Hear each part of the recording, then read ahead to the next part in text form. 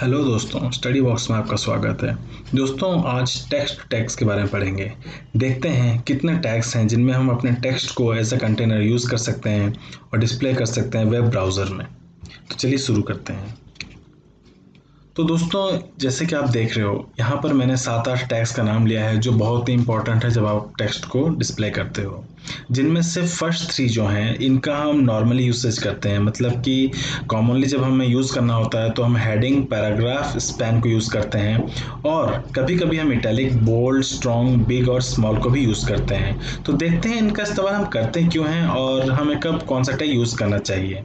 ठीक है दोस्तों, तो हेडिंग हेडिंग टैग दोस्तों हम तब यूज़ करते हैं जब हमें किसी टाइप का हेडिंग को डिस्प्ले करना हो कंटेंट में। जैसे कि अपने पास पैराग्राफ होता है और उसका एक हेडिंग होती है, तो हेडिंग टैग अपने पास 6 टाइप की होती है और जैसे कि H1, H2, H3, H4 इस टाइप का होता है। और दोस्तों ये जो होता है ये इस प्रकार से है जैसे कि इसकी साइज भी वैसे ही होगी, मतलब कि H1 सबसे बड़ी, H2 उससे छोटी, ऐसा कर करके ये H6 तक जाएगी, यानी कि H6 सबसे स्मॉल होगी। ठीक है दोस्तों, और इसका टैगिंग ऐसा होगा H1 open then H1 close, बीच में आपका टेक्स्ट कंटेंट होएगा। ठीक है, उसी तरह से पैराग्राफ टैग दोस्तों, पैराग्राफ टैग का हम यूज़ कब करते हैं जब हमारे पास कंटेंट जो फ्रेज होती है वो बहुत सारी लंबी फ्रेज हैं, और जैसे कि एक पोएम हो गया या फिर आपका कुछ एक स्टोरी का पैराग्राफ हो गया, उसका हम पैराग्राफ टैग में डालेंगे। ठीक है दोस्तों, तो अब आप बोलोगे कि हम वो हेडिंग में भी डाल सकते हैं। दोस्तों, हेडिंग में भी हम डाल सकते हैं, पैराग्राफ में भी डाल सकते हैं, इवन किसी में भी डाल सकते हैं।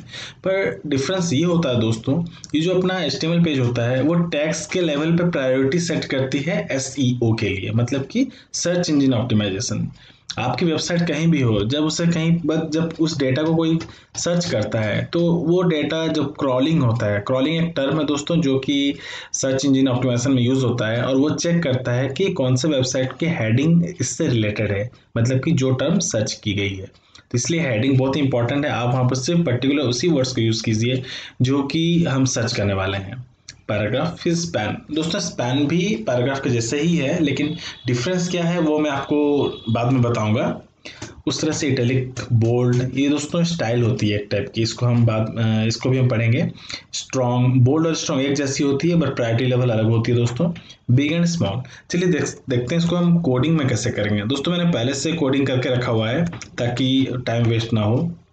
देखिए, H1 से H6 तक हम ऐसे लिखते हैं, हेडिंग 1, हेडिंग 2, हेडिंग 3, और उसी तरह से उसका आउटपुट होता है। मैं आपको आउटपुट दिखा देता हूँ, देखिए दोस्तों।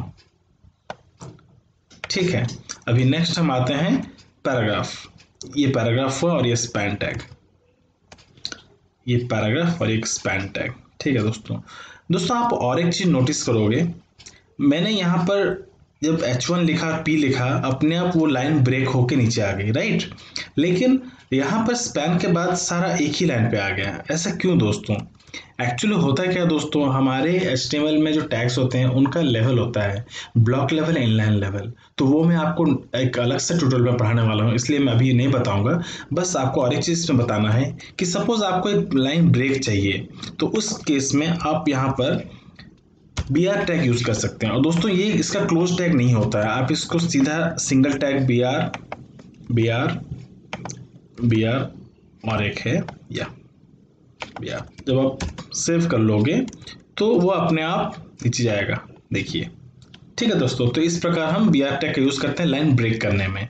ठीक है, तो आखिर ऐसा क्यों हुआ कि ये अपने आप ब्रेक हो गया और ये नहीं हुआ, ये मैं आपको बाद में पढ़ाने वाला हूँ। तो इटैलिक, बोल्ड, स्ट्रॉन्ग और बी स्मॉल होता क्या है देख लीजिए। तो ये हो गया अपना इटैलिक, जो इटैलिक फॉर्मेट में देता है, ये बोल्ड और ये स्ट्रॉन्ग। सॉरी, यहाँ पे इटैलिक टेक्स्ट में है पर ये स्ट्रॉन्ग है। तो इन दोनों में डिफरेंस ये है दोस्तों, प्रायोरिटी लेवल। ये ब्राउजर का जो प्रायोरिटी लेवल है वो स्ट्रॉन्ग में ज़्यादा रहता है। ये हो गया बिग और ये हो गया स्मॉल। तो इस तरह से दोस्तों हम लोग टेक्स्ट का यूज़ करते हैं, और आने वाले चैप्टर्स में भी हम इसको यूज़ करना पड़ेंगे। ठीक है दोस्तों, और एक इम्पॉर्टेंट बात है, हम जब किसी टैग को यूज़ करते हैं तो ये एक्चुअली पिछले चैप्टर की मिस की हुई टॉपिक है जो मैं आपको बताना चाहूँगा। हर टैग का एक HTML का मतलब कि एक एट्रीब्यूट होता है। ठीक है, एट्रीब्यूट वो होता है दोस्तों जो कि फंक्शनैलिटी बढ़ाता है या फिर एनहांस करता है आपके टैग का। ठीक है, और टैग्स में कैसे हम डालते हैं एट्रीब्यूट्स, अपना टैग नेम होता है ओपन एंड क्लोज, और जो ओपन वाली जो ब्रैकेट्स होते हैं, मतलब कि एंगल ब्रैकेट्स जो ओपन होती है उसके अंदर हम अपना टैग का नाम डालते हैं और उसका वैल्यू डालते हैं। चलिए इसको एक एग्जांपल में देखते हैं कि ये एक्चुअली काम कैसे करता है। तो ये वाला एग्जांपल ही मैं ले लेता हूँ। ठीक है दोस्तों, मैं इन सबको हटा दूंगा सिवाय पी टैग के, तो समझने में आसानी होगी। ठीक है दोस्तों, अभी मेरे पास एक टैग है जिसमें मैंने लिखा है क्लिक, तो मैं सेव कर दिया। ठीक है दोस्तों, तो जैसे मेरे पास एक क्लिक है, पर ये क्लिक क्या कर रहा है, ये हम नहीं जान सकते हैं। तो उसे जानने के लिए हम इसको एक छोटा सा टूल टिप दे सकते हैं। टूल टिप मतलब दोस्तों आपको शायद पता ही होगा, टूल टिप मतलब कि जब हम ऐसे कर्सर को ले आते हैं तो वो कुछ एक इन्फॉर्मेशन देता है। ठीक है, उसके लिए हम पी टैग का एक एट्रीब्यूट हम यूज कर सकते हैं। तो एट्रीब्यूट होता क्या है, मैं आपको पहले एग्जाम्पल बता देता हूँ। एट्रीब्यूट नेम, और यहाँ पर होता है आपका एट्रीब्यूट वैल्यू। ठीक है दोस्तों, तो मैं हम एट्रीब्यूट नेम बहुत सारे होते हैं, और ये जो एट्रीब्यूट नेम और वैल्यू होते हैं ये डिपेंड करते हैं टैग के ऊपर। जैसे कि ये टेक्स्ट टैग है तो उसके लिए कुछ अलग एट्रीब्यूट्स हैं, उसी तरह से इमेज के लिए अलग, टेबल के लिए अलग, सबके लिए अलग अलग होते हैं। वो हम धीरे धीरे पढ़ेंगे जैसे जैसे आगे बढ़ेंगे। तो यहाँ पर मैं एक लेता हूँ टाइटल, ये टूल टिप की तरह काम करता है, और मैं लिखता हूँ यहाँ पे इसका एक इन्फॉर्मेशन देता हूँ, click to get the data. ठीक है दोस्तों, मैंने सेव कर लिया। अब मैं जाता हूँ ब्राउजर पे, रिफ्रेश करता हूँ। अब देखिए, अब जैसे यहाँ पर ले जाऊंगा click to get the data. ठीक है दोस्तों, तो इस तरह से हम एट्रीब्यूट्स के यूज करते हैं टैग्स में। तो अगले चैप्टर में हम देखते हैं हम नेक्स्ट किसी और कैटेगरी के टैग्स का यूज करेंगे।